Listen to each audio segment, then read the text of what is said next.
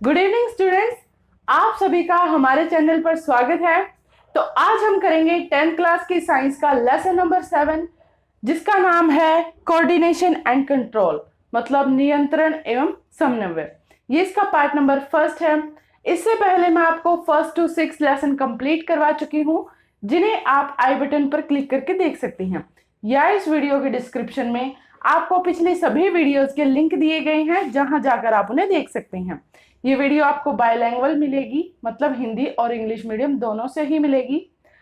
हाँ, अगर आपको वीडियो अच्छी लगे तो प्लीज वीडियो को लाइक कीजिएगा, शेयर कीजिएगा एंड सब्सक्राइब कीजिएगा।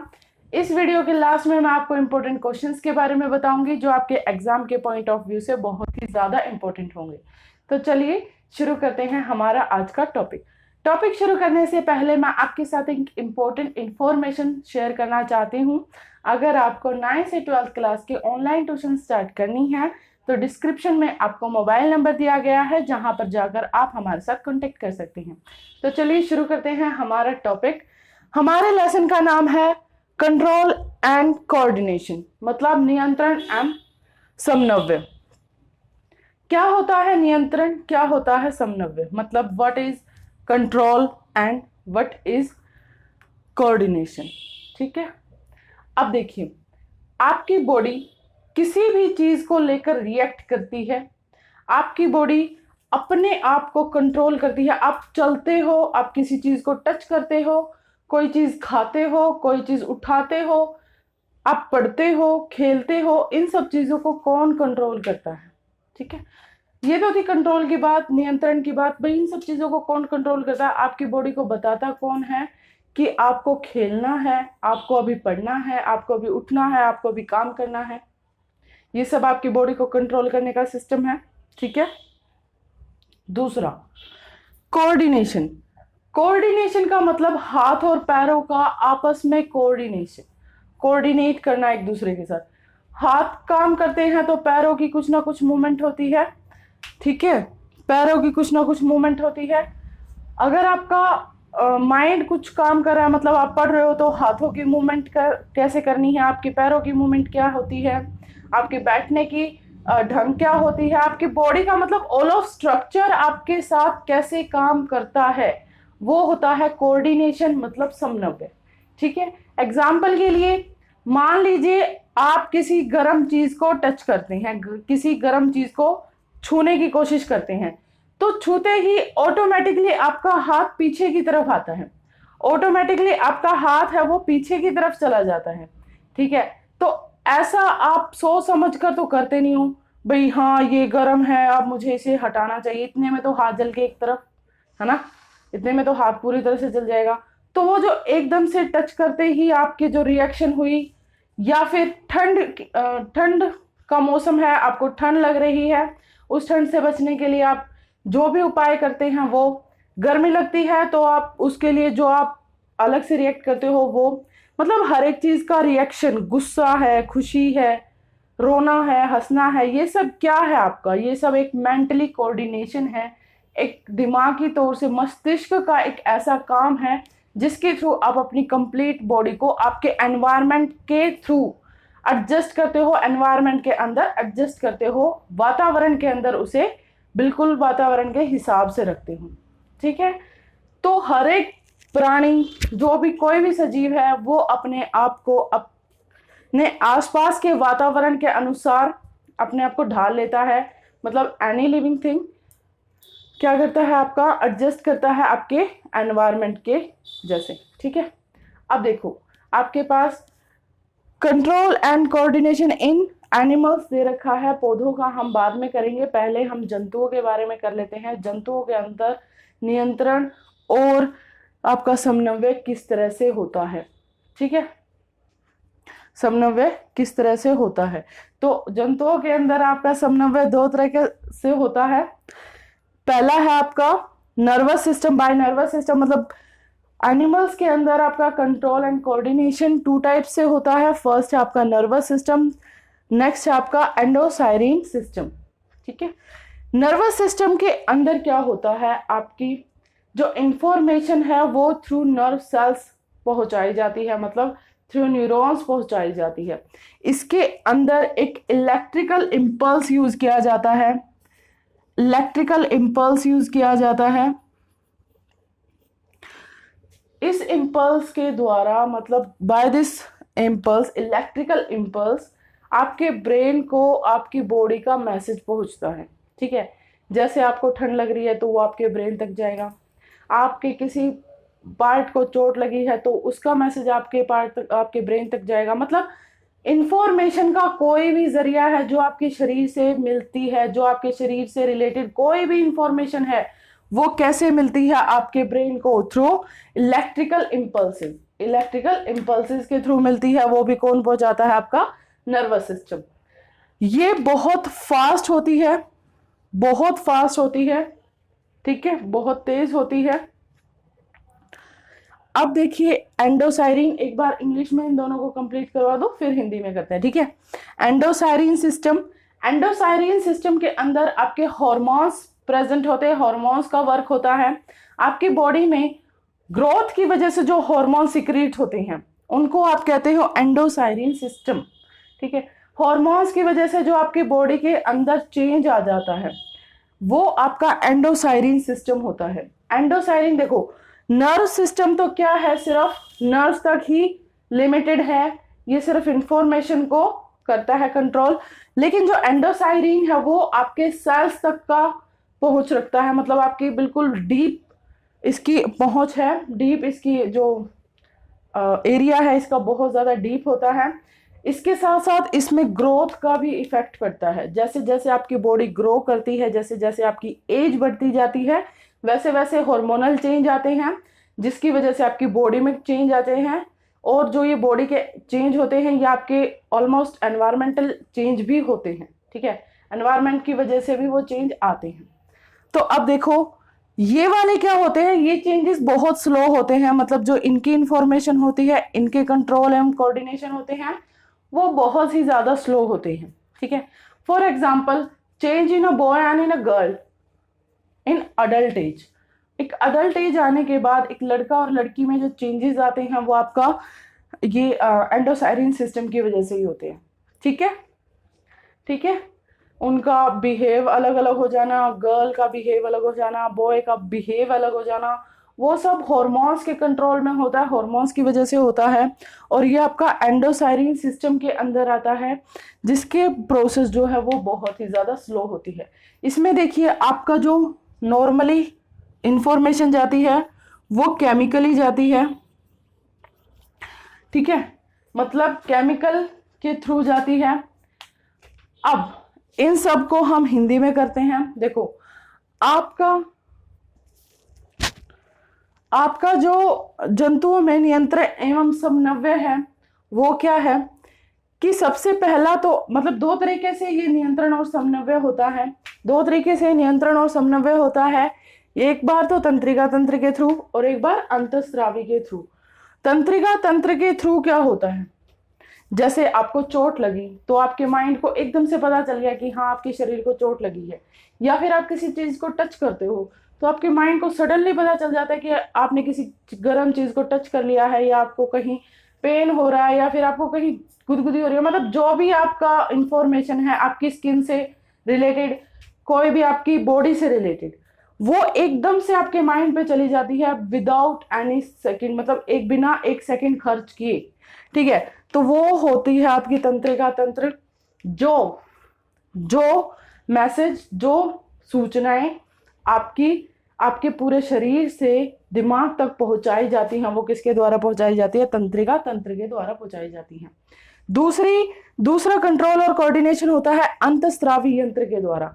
अंतःस्रावी यंत्र द्वारा क्या होता है, जैसे हार्मोन्स होते हैं आपके शरीर में, हार्मोन सिक्रीट होते हैं, बॉयज में अलग होते हैं, गर्ल्स में अलग होते हैं, ग्रोथ के साथ ही डिपेंड करते हैं। मतलब जैसे जैसे आपकी उम्र बढ़ती है, जैसे जैसे आपका शरीर बढ़ता है, वैसे वैसे आपके शरीर में बदलाव आने लग जाते हैं, वैसे वैसे आपको अलग अलग इंफॉर्मेशन मिलने शुरू हो जाती है, ठीक है। वैसे वैसे अलग अलग तरह का बिहेवियर आपको पता चलता है, अलग अलग तरह की एक्टिविटीज आपको पता चलती हैं। तो ये सब क्या है, आपके अंतःस्रावी यंत्र का कमाल होता है, मतलब उसका कोऑर्डिनेशन होता है, उसका काम होता है। ठीक है, अब देखो इसमें होते हैं आपके विद्युत आवेग। जो आपका तंत्रिका तंत्र होता है, इसमें जो सूचनाएं पहुंचाई जाती हैं वो विद्युत आवेग द्वारा पहुंचाई जाती हैं। किसके द्वारा? विद्युत आवेग द्वारा। ये विद्युत आवेग द्वारा पहुंचाई जाती है और ये रासायनिक तौर से। ठीक है, तो दोनों में क्या अंतर हो गया? ये तो विद्युतीय है और ये कैसी है आपकी? रासायनिक है। ठीक है, ये विद्युतीय है और ये क्या है? रासायनिक है।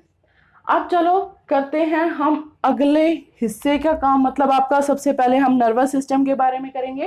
भाई नर्वस सिस्टम क्या करता है? ठीक है, नर्वस सिस्टम क्या करता है। अब उसके बाद हम करते हैं तंत्रिका तंत्र का काम, मतलब क्या है आपका work done of nervous system. Nervous system कहाँ होता है, कैसे होता है और ये क्या करता है। तो देखो, provided by nerves and muscular tissues, मतलब जो आपकी इंफॉर्मेशन है, जो आपका सिस्टम है कंप्लीट, उसे कौन प्रदान करता है? आपका नर्वस एंड मस्कुलर टिश्यू। ठीक है, नर्वस एंड मस्कुलर टिश्यू इसे प्रोवाइड करवाता है। नेटवर्क होता है इसके अंदर नर्व सेल्स का या न्यूरॉन्स का। ये क्या होता है? एक नेटवर्क टाइप का स्ट्रक्चर होता है जिसके अंदर नर्व सेल्स या फिर न्यूरॉन्स होती हैं। ठीक है, conducting information by electrical impulses. Electrical impulses के थ्रू ये इंफॉर्मेशन को कंडक्ट करता है, मतलब एक आपके ब्रेन तक लेकर जाता है। ठीक है, आप बस ये ध्यान रखो कि आपके बॉडी से आपके ब्रेन तक लेकर जाता है।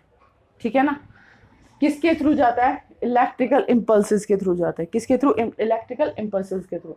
अब हम इसको हिंदी में देखते हैं। आपका जो तंत्रिका तंत्र है, ये तंत्रिका और पेशीय ऊतक द्वारा प्रदान किया जाता है, बनाया जाता है। और इसका जो स्ट्रक्चर है, इसकी जो बनावट है वो कैसी होती है? एक जाल के जैसी होती है। किस चीज का जाल? तंत्रिका कोशिकाओं का या फिर न्यूरॉन का। न्यूरॉन क्या होती है? एकल तंत्रिका कोशिका को आप न्यूरॉन बोलते हो। एकल तंत्रिका कोशिका को क्या बोलते हो? न्यूरॉन बोलते हो। मतलब single unit of a nerve cell, nerve tissue. Single unit of a nerve tissue is known as neuron, या फिर नर्व सेल को हम, एक नर्व सेल को हम न्यूरॉन बोलते हैं। ठीक है, अब इसकी जो सूचना होती है वो विद्युत आवेग द्वारा होती है। क्या होती है? विद्युत आवेग द्वारा होती है। ये मैं आपको बता चुकी हूं। इसकी जो वर्किंग होती है, वर्किंग इज वेरी, इसकी जो वर्किंग मतलब कार्य करने की जो क्षमता होती है वो बहुत ही ज्यादा तेज होती है, बहुत ज्यादा फास्टली काम करता है ये। ठीक है, ठीक है। अब आपके जो तंत्रिका तंत्र होते हैं उसके अंदर दो तरह के सिस्टम होते हैं, मतलब दो तरह के पार्ट्स होते हैं। तो अब हम वो करते हैं। अब देखो, जो आपका तंत्रिका तंत्र है, मतलब नर्वस सिस्टम है, इसके अंदर दो पार्ट होते हैं। एक होता है रिसेप्टर एंड एक होता है न्यूरॉन। रिसेप्टर क्या करता है? आपकी इंफॉर्मेशन को कलेक्ट करता है। क्या करता है? इंफॉर्मेशन को एक्सेप्ट करता है या कलेक्ट करता है। और न्यूरॉन क्या करता है? न्यूरॉन इंफॉर्मेशन को एक जगह से दूसरी जगह पर ट्रांसपोर्ट करता है। न्यूरॉन क्या करता है? इंफॉर्मेशन को एक जगह से दूसरी जगह पर ट्रांसपोर्ट करता है। अब एग्जांपल के लिए, जैसे रिसेप्टर में आपके 5 पार्ट्स आते हैं: ear, eyes, skin, nose and tongue. Ear आपको पता है क्या काम करता है? वॉइस को या फिर साउंड को एक्सेप्ट करता है, रिसेप्ट करता है। हियरिंग का काम करता है, सुनने का काम करता है। ठीक है, मैसेज को बाय साउंड लेता है, ये साउंड की जो इंपल्सेस होती हैं उनको लेता है। उसके बाद न्यूरॉन इस साउंड को, मतलब आप जो कोई आवाज सुनते हो, फॉर एग्जांपल के लिए आपने कोई गाना सुना, ठीक है, या आपको कोई आवाज लगाता है, तो वो आवाज आपके कानों तक आती है। ठीक है, आपके कानों ने उस आवाज को एक्सेप्ट कर लिया, मतलब उसे वहां से ले लिया। ठीक है, अब वो आवाज कहाँ जाएगी, उसको मतलब दिमाग को कैसे पता चलेगा कि भाई ये किस तरह की आवाज है, क्या है इस आवाज के थ्रू? तो वो जो मैसेज है आपका, वो न्यूरॉन लेकर जाएगा आगे। सबसे पहला काम इसका, फिर काम इसका। ठीक है, ये तो साउंड को बाहर से शरीर के अंदर लेगा बस, उसके बाद काम आता है न्यूरॉन का। इसके लेते ही न्यूरॉन अपना काम शुरू कर देगा। जो मैसेज इसने लिया है, मतलब आपके कान ने जो मैसेज रिसीव किया है, उस रिसीव हुए मैसेज को वो अपने इम्पल्सिस में कन्वर्ट करके कहाँ लेकर जाएगा? आपके ब्रेन में लेकर जाएगा। ठीक है, दोबारा देखेंगे एक बार हिंदी में। जैसे आपका कान है, आपकी मम्मी आपको सोच लो कि आवाज लगा रही है, ठीक है, तो आपको आपके दिमाग को कैसे पता चलेगा भाई मम्मी आवाज लगा रही है, उनके पास जाना चाहिए, अदरवाइज वो गुस्सा हो जाएंगी। मतलब ये सब कौन करेगा? सिर्फ उनका आवाज लगाना तो काफी है नहीं, है ना? आपके कान में आवाज पड़ गई वो भी काफी नहीं है, कि दिमाग को भी तो पता चलना चाहिए। तो आपके कानों तक वो आवाज आई, ठीक है, उस आवाज को आगे ये न्यूरॉन लेकर जाएगा कहां तक? आपके दिमाग तक। फिर आपका दिमाग सोचेगा 4 बार कि अगर नहीं जाऊंगा तो पिटेगी और जाऊंगा तो पिटेगी, ठीक है। तो वो काम आगे दिमाग का है, भाई तुम क्या डिसीजन लेते हो, जाने का या ना जाने का, ठीक है ना। लेकिन आपके ब्रेन तक तो मैसेज चला गया। तो ब्रेन तक तो जो मैसेज जाएगा वो किसके थ्रू जाएगा? न्यूरॉन के थ्रू। अब जो ये पार्ट्स है आपके, इनका काम है बस इंफॉर्मेशन को कलेक्ट करना। जैसे ईयर का काम है आपका साउंड को कलेक्ट करना, मतलब हियरिंग, सुनना। आंख का काम है, आईज का काम है आपका फोटो रिसेप्टर होती है, मतलब प्रकाश ग्राही होती हैं, प्रकाश को आपके शरीर तक पहुंचाती हैं, प्रकाश लेती हैं, ठीक है। किसी चीज पर, जैसे मान लो कि आप कुछ देख रहे हो, कोई कार्टून देख रहे हो, कुछ भी, ठीक है, जो आपकी आईज के थ्रू काम कर रहा है। आपको ये बोल दे कि भाई ब्लैक बोर्ड पे देख के बताओ कि क्या लिखा है, तो ब्लैक बोर्ड पे जो लिखा है वो क्या है? आपका फोटो की फॉर्म में, मतलब अगर प्रकाश ही नहीं होगा तो आप ब्लैक बोर्ड पे कैसे देखोगे?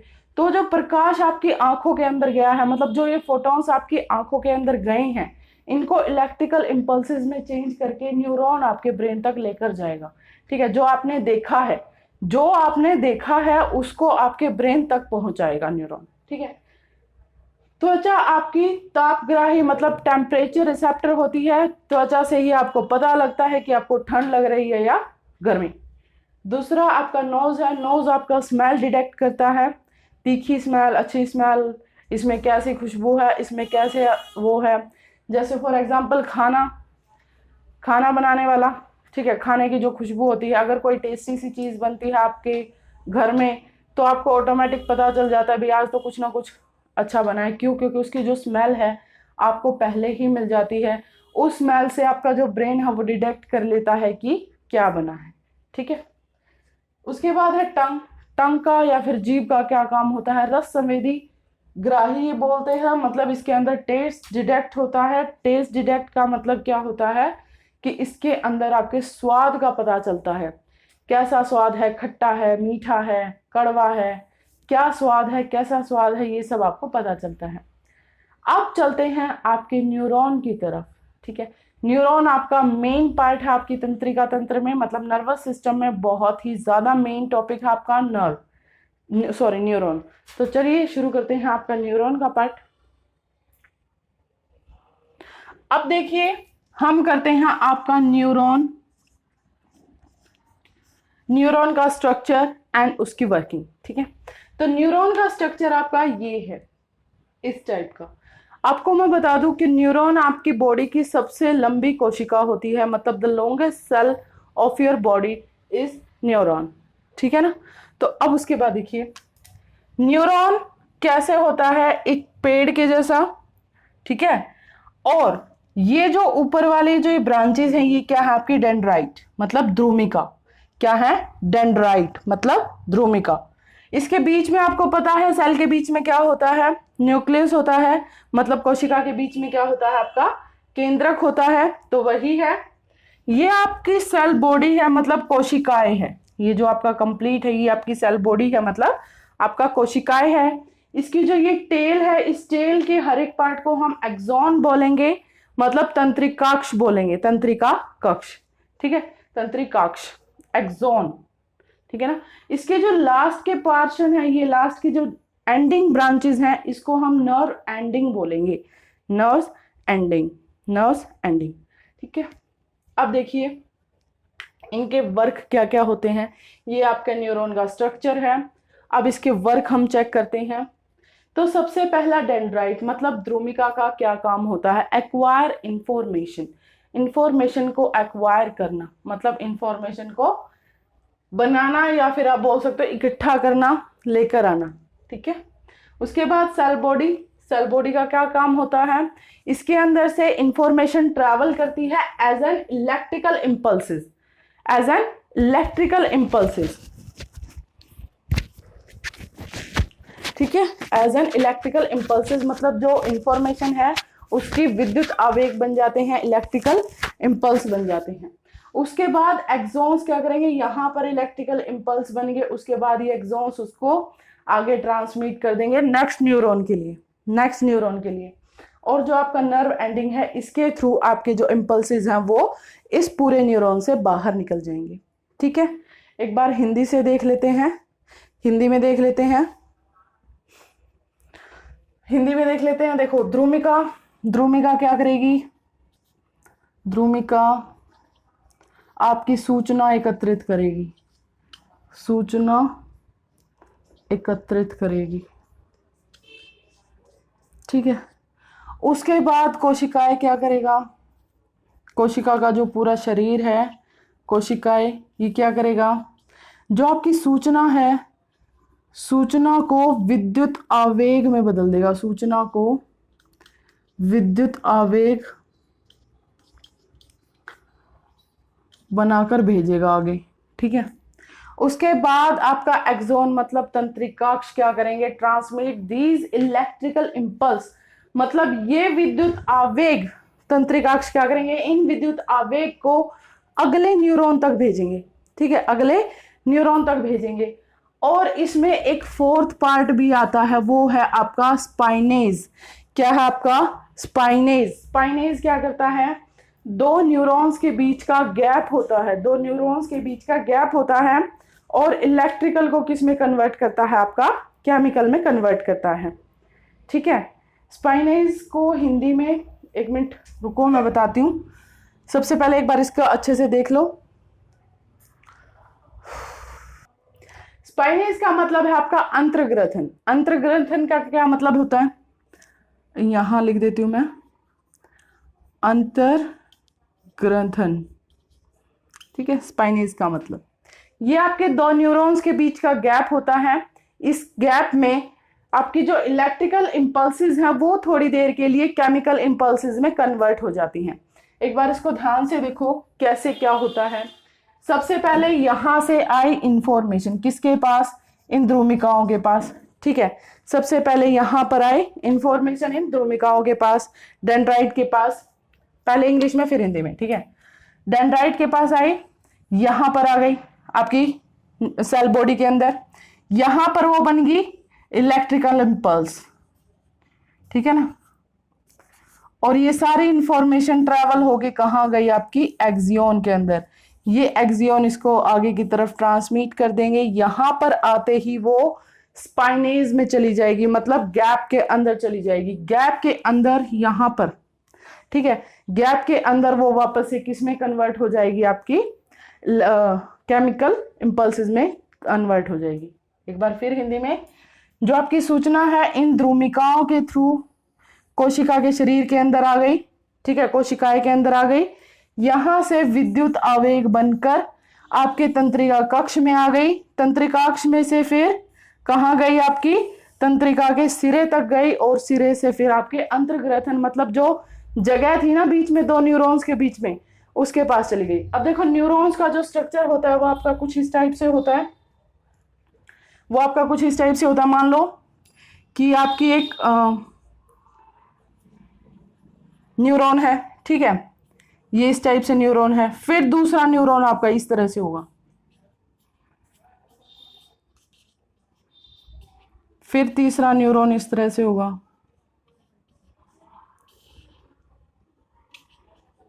ठीक है, तो जो ये बीच में जो स्पेस है, जो ये बीच में खालिस्तान है, इस खाली जगह को हम अंतर्ग्रथन बोलते हैं। क्या बोलते हैं इसे? स्पाइनेज या फिर अंतर्ग्रथन बोलते हैं। ठीक है, इसके अंदर थोड़ी देर के लिए जो आपकी इलेक्ट्रिकल इम्पल्सेस बन रहे थे ना, विद्युत आवेग बन रहे थे, ये विद्युत आवेग थोड़ी देर के लिए रासायनिक आवेग में बदल जाते हैं। ठीक है, इस तरह से आपकी neuron to neuron electrical impulses के थ्रू इंफॉर्मेशन आपके ब्रेन तक जाती है। यहां पर आपको किसी ने चिमटी काटी, ठीक है, तो जैसे ही न्यूरॉन्स को इंफॉर्मेशन मिली, वो जल्दी से जल्दी इलेक्ट्रिकल इम्पल्सेस को कहां तक लेके जाएगा, ब्रेन तक लेके जाएगा, और ब्रेन उसके ऊपर फिर रिएक्ट करेगा। ठीक है, ये है आपका न्यूरॉन का स्ट्रक्चर एंड न्यूरॉन की वर्किंग। आशा करती हूं आपको समझ आया होगा। तो चलिए अब हम करते हैं हमारे टॉपिक का नेक्स्ट पार्ट। उसके बाद है आपकी बॉडी के द्वारा जो एक्शंस लिए जाते हैं वो किस टाइप के होंगे, मतलब एकदम से जो आपकी बॉडी एक्शन लेती है वो किस टाइप से होते हैं, उसका नाम क्या होता है, वो है आपके रिफ्लेक्स एक्शन, मतलब प्रतिवर्ती क्रिया। ठीक है, क्या है ये, प्रतिवर्ती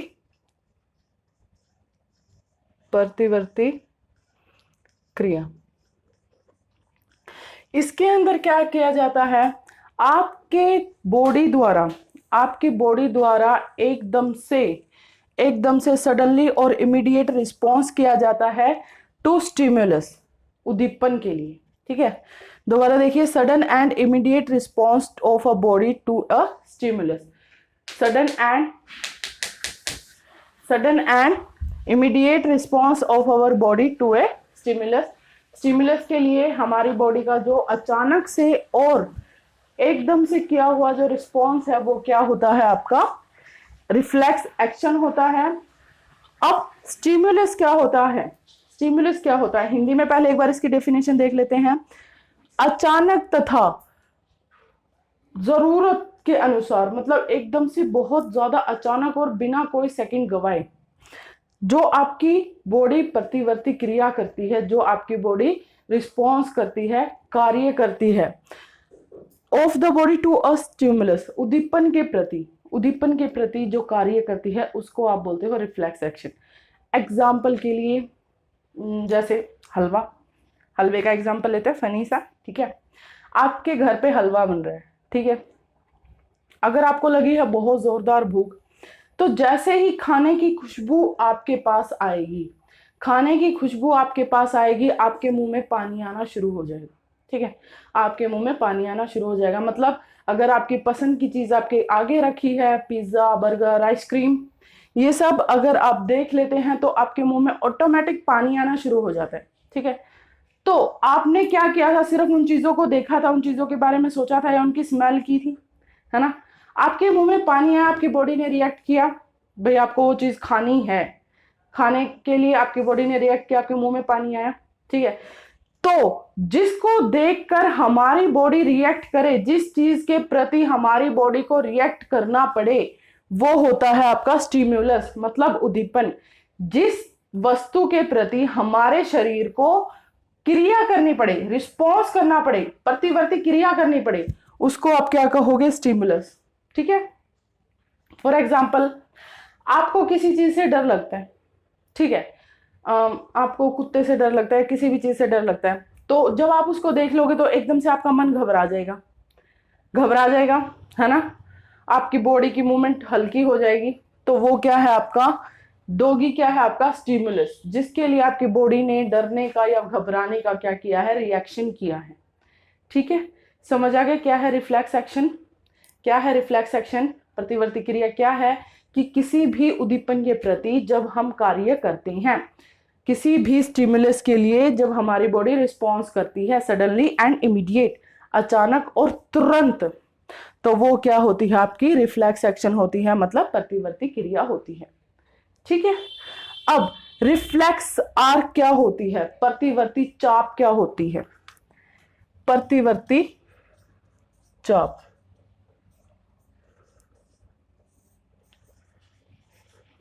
इसमें आप एक और एग्जांपल ले सकते हैं, जैसे मान लो कि आपने कोई बर्तन उठाना है और वो बर्तन बहुत ज्यादा गर्म है, तो आप उसको एकदम से टच करते ही हाथ को पीछे कर लोगे, है ना, एकदम से उसको टच किया और हाथ अपने आप पीछे आ गया, तो वो जो हाथ का अपने आप पीछे आना है वो क्या है, आपका एक रिफ्लेक्स एक्शन है, एक प्रतिवर्ती क्रिया है। ठीक है, और वो जो गर्म बर्तन था ना, वो क्या है, आपका स्टिम्युलस है, उद्दीपन है। समझ आया। तो चलिए, अब प्रतिवर्ती चाप क्या होती है? एक रास्ता जिसके थ्रू आपकी रिफ्लेक्स एक्शन होती है, एक ऐसा रास्ता जिसके थ्रू आपकी रिफ्लेक्स एक्शन होती है। फॉर एग्जाम्पल, आपने उस गर्म बर्तन को टच किया, ठीक है, टच करते ही आपकी स्किन से इंफॉर्मेशन तंत्रिकाएं मतलब न्यूरॉन्स लेके आपके दिमाग तक चली गई। आपके दिमाग ने फिर आपके हाथ को ऑर्डर दिया पीछे हटने का, तो आपका हाथ सडनली पीछे आया, ठीक है। तो वो क्या है? आपका रिफ्लेक्स आर्क, मतलब एक रास्ता जिसके थ्रू आपका कोई भी रिफ्लेक्स एक्शन कार्य करता है, मतलब रिफ्लेक्स एक्शन होता है। मतलब प्रतिवर्ती चाप एक ऐसा पथ होती है, एक ऐसा रास्ता होती है जिसके द्वारा प्रतिवर्ती क्रिया की जाती है। अब इसका एग्जाम्पल हम लेते हैं, जैसे मान लीजिए स्टिमुलस आपका है पिज्जा, ठीक है। पिज्जा को देखा या पिज्जा को स्मेल किया किसने? आपकी आईज और नोज ने, आईज ने उसको देख लिया और नोज ने उसको सूंघ लिया, उसकी स्मेल को सूंघ लिया, ठीक है। अब इनकी जो क्या सिग्नल्स, इंफॉर्मेशन, इनकी जो इंफॉर्मेशन है वो किसके पास गई? स्पिनल कॉर्ड, मतलब मेरुरज्जु, या फिर आप बोल सकते हो ब्रेन, ठीक है। वहां से अब स्पिनल कॉर्ड ने क्या किया? ऑर्डर दिया किसको? आपकी माउथ को। किस चीज का ऑर्डर दिया? वाटर्ड, मतलब पानी आने का, भाई मुंह में पानी आने का ऑर्डर दिया उसने, ठीक है। रिस्पॉन्स क्या हुआ? माउथ को ऑर्डर दिया था तो रिस्पॉन्स क्या हुआ? Water present in our, water is in our mouth, मतलब हमारे मुंह में क्या आ गया? पानी आ गया। ये आपका रिस्पॉन्स हुआ, है ना। तो स्टिम्युलस को देख के रिसेप्टर ऑर्गन ने इंफॉर्मेशन कलेक्ट करी, उसके बाद स्पिनल कॉर्ड ने ऑर्डर दिया किसको? इफेक्टर को, और फिर रिस्पॉन्स हुआ, ठीक है। हिंदी में देखो तो उद्दीपन ने ग्राही को दिया, उद्दीपन ने किसको दिया? ग्राही को। क्या दी? सूचना। उद्दीपन ने क्या दी? ग्राही को सूचना। अब वो सूचना ग्राही ने किसको दे दी? मेरुरज्जु को, या फिर आपके दिमाग को, या आपके मस्तिष्क को। मस्तिष्क ने कार्यकर्ता, जो आपका अंग है, कार्यकर्ता जो अंग है उसको ऑर्डर दिया, ठीक है। उसके बाद उसने क्या किया? उसके ऊपर प्रतिवर्ती क्रिया की, मतलब रिस्पॉन्स किया। अब उसके बाद आपके जो रिस्पॉन्स हैं वो आपके 3 टाइप से होते हैं। एक आपका वॉलंटरी, मतलब ऐच्छिक। एक आपका इनवॉलंटरी, मतलब अनैच्छिक।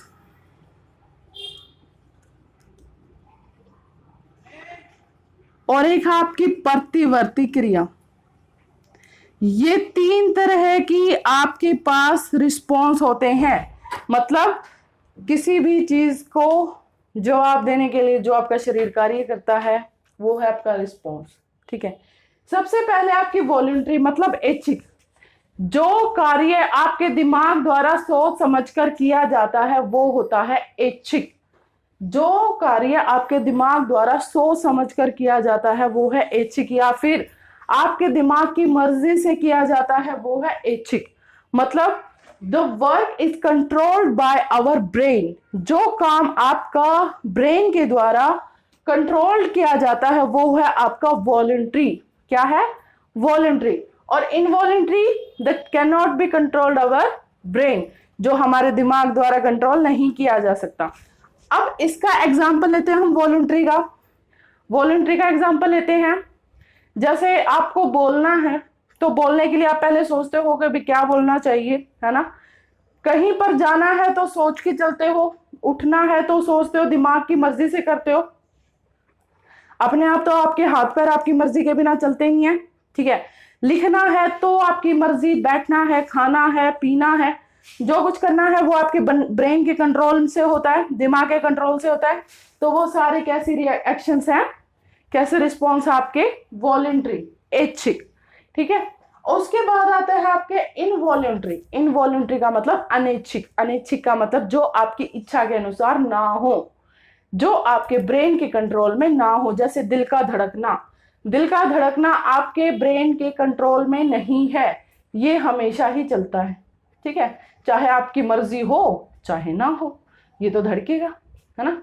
दूसरा आपका डाइजेस्टिव सिस्टम, मतलब पाचन तंत्र। आपकी मर्जी हो या ना हो, खाना तो डाइजेस्ट होगा, चाहे आपका ब्रेन इसके लिए परमिशन दे चाहे ना दे, उसको कोई फर्क ही नहीं पड़ता, ठीक है। उसके बाद आपकी रिफ्लेक्स एक्शन, मतलब प्रतिवर्ती क्रिया। प्रतिवर्ती क्रिया अभी मैंने आपको बताई क्या थी, किसी भी उद्दीपन के प्रति हमारा जो अनुक्रिया होती है, उस अनुक्रिया को आप क्या कहते हो, प्रतिवर्ती क्रिया, ठीक है, प्रतिवर्ती क्रिया।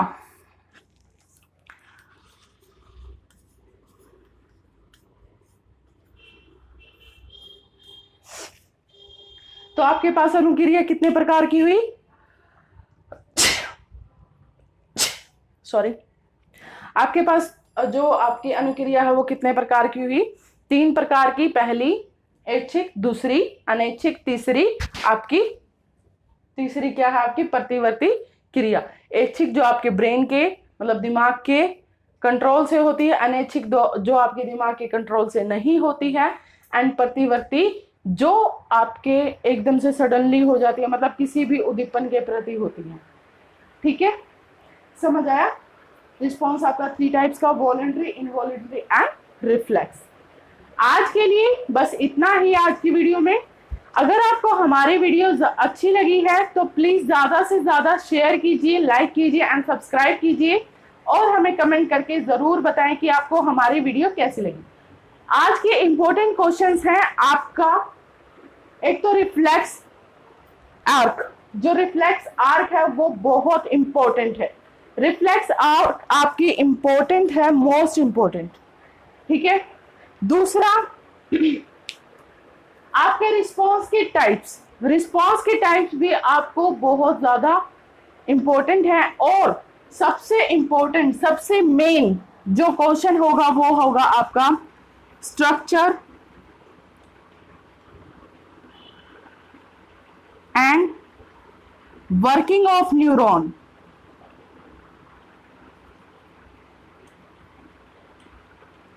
मतलब न्यूरॉन का स्ट्रक्चर और उसका जो वर्किंग है वो आपके लिए मोस्ट इंपॉर्टेंट है। 5 नंबर के क्वेश्चन में आपसे पूछ लिया जाता है, मतलब न्यूरॉन की जो बनावट है, न्यूरॉन की संरचना तथा न्यूरॉन की कार्यविधि, ये दोनों ही क्वेश्चन, एक ही क्वेश्चन है एक्चुअली में ये, लेकिन पूरा 5 नंबर का बन के आता है और मोस्ट इंपॉर्टेंट है। डायग्राम देके आपको कुछ भी पूछ लिया जाएगा, भाई बताओ इसमें से कोशिकाएं क्या है, मतलब सेल बॉडी क्या है, डेंड्राइट्स क्या है, आपके एक्सॉस्ट क्या है, ये आपसे पूछ लिया जाएगा, या फिर इनकी वर्किंग आपसे पूछ ली जाएगी। तो ये है आपके एग्जाम के पॉइंट ऑफ व्यू से बहुत ज्यादा इंपॉर्टेंट, ठीक है। उससे पहले हमने जितना भी किया उसमें से आपका 1 या 2 नंबर का ऑप्शन टाइप क्वेश्चन बन सकता है। तो एक बार पूरी वीडियो को ध्यान से सुनिए, जिससे आपके एग्जाम में जितने भी क्वेश्चन इस टाइप से बनेंगे आपको इसमें कोई दिक्कत नहीं आने वाली, ठीक है। और हमें कमेंट बॉक्स में कमेंट करके और भी बताएं कि आपको 9 से 12 क्लास के कौन से टॉपिक ऐसे हैं जो समझना चाहते हो आप, जिन पर आपको वीडियोस की जरूरत है। थैंक यू एंड नमस्ते।